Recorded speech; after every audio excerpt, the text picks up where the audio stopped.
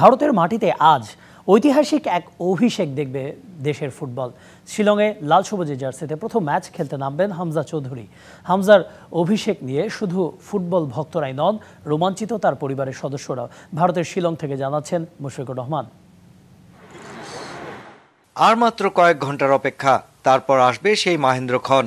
লাল সবুজের জার্সিতে নিজের অভিষেক ম্যাচ খেলার অপেক্ষায় দেশের ফুটবলের নতুন সেন্সেশন হামজা চৌধুরী, যার আগমনে নতুন দিগন্তের স্বপ্ন দেখছে দেশের ফুটবল সমর্থকরা।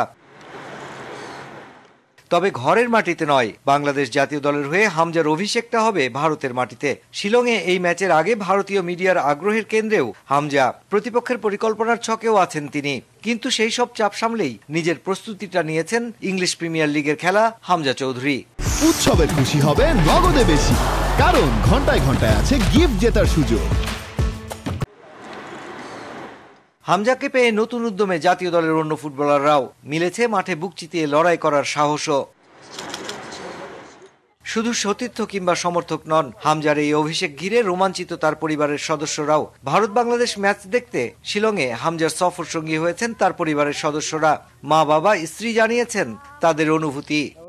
Excited দেখি কি হয়, I mean how things are. Alhamdulillah, we really happy. আমরা আশা করতেছি আমরা উইন করবো, ইনশাআল্লাহ সবকিছু ঠিক থাকলে সবকিছু ঠিক থাকলে আমরা উইন করবো ইনশাআল্লাহ। Bangladesh to win. Yeah. Inshallah. My expectations, I've never seen India play football, so it'll be the first time for both.